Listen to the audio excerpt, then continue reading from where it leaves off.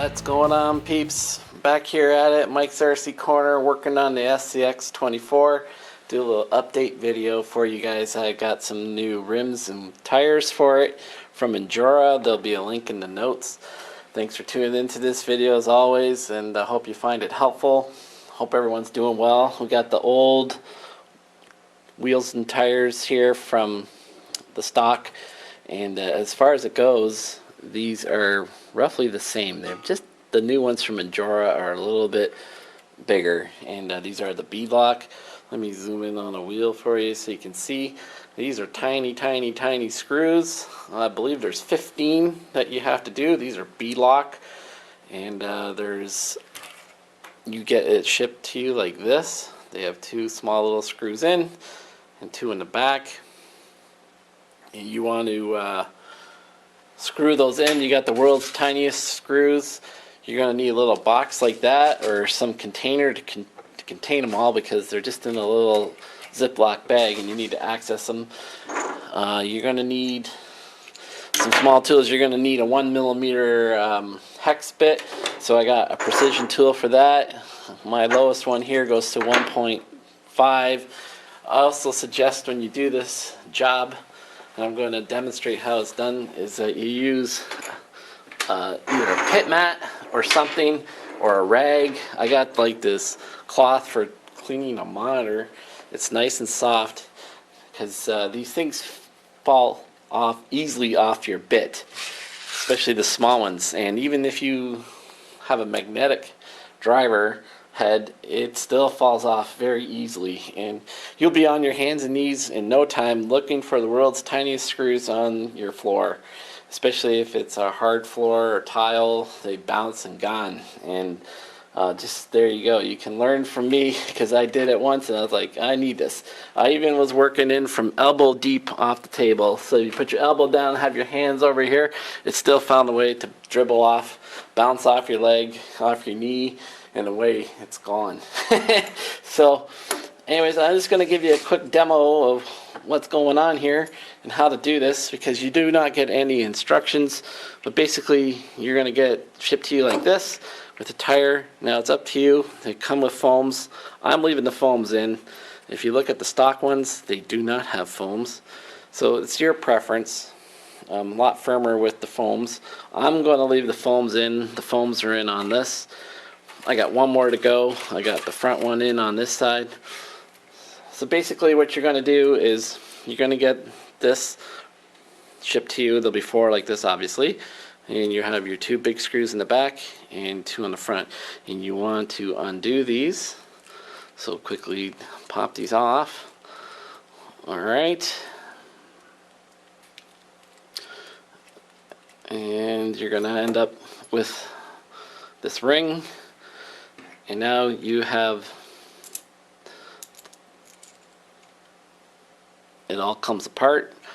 The screws in here screw the hub center on to the rim, so it's a 2-part rim.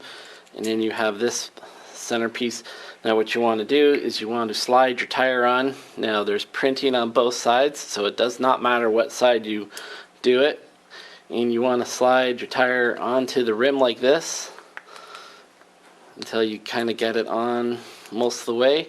And you flip it over the back and you get that gap going from the insert to the back rim lip, and you want to get that tire lip trapped in between, and you can just wiggle it around. It generally goes in pretty good, and now you see I have a pretty good fit. You're gonna have to massage it a bit.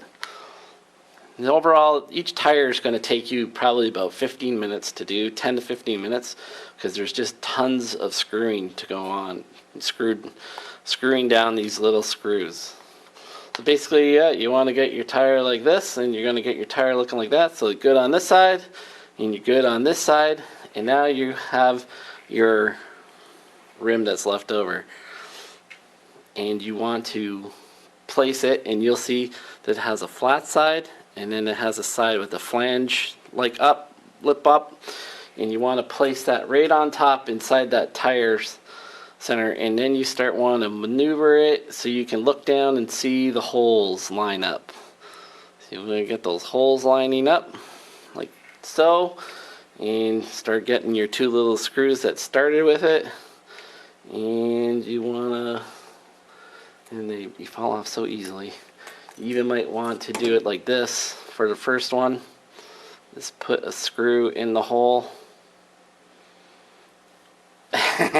Easier said than done, especially when you got fingers like mine. I imagine a lot of you guys like that have adult sized hands.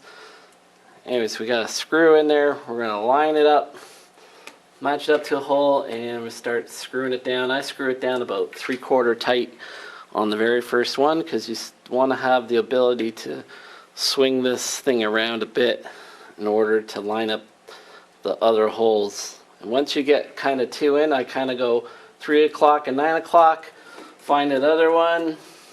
Seems like I nailed it right there. And then I went tight on here. And I go back to this one, tighten it all the way down. Still want to make sure your tire is in good. Double check the back side. It still looks good.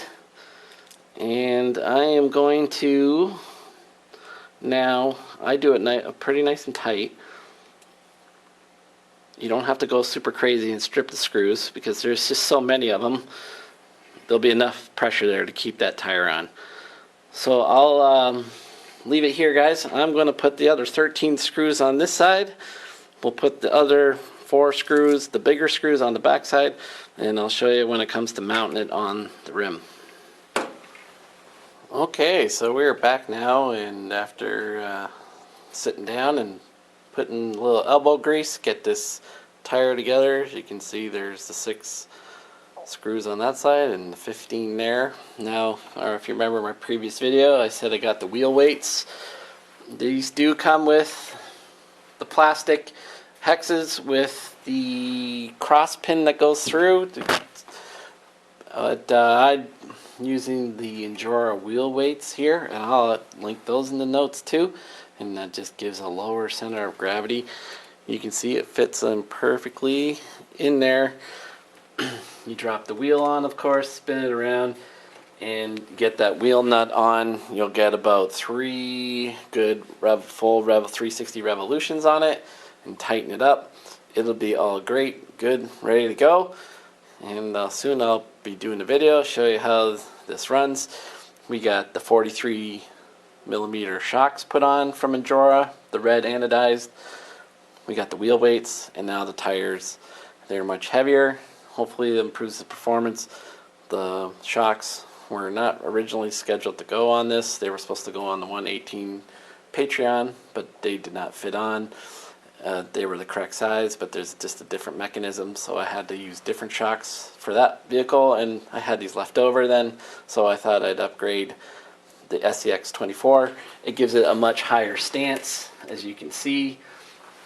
There is a kit out there that you can put on from Injora that extends your suspension. I'm thinking about maybe doing that now too, or I may just go back to the stock shocks. We'll see how this thing drives, because it does sit up higher, but I have lowered the CG on it because of the wheel weights and the weight of the rims. So we'll see how it all goes, and I'll document it for you guys so you can make up your own mind. So I hope you guys enjoyed this little series of upgrades. I've been kind of spreading it out over the last few months of getting the parts and showing you how to put them on. Hope you find putting the tire on the beadlock, if you've never done that before, you find that helpful too. Always appreciate you guys tuning in. Leave a comment below, and we'll catch you soon on the next one. Alright, take care, peace out.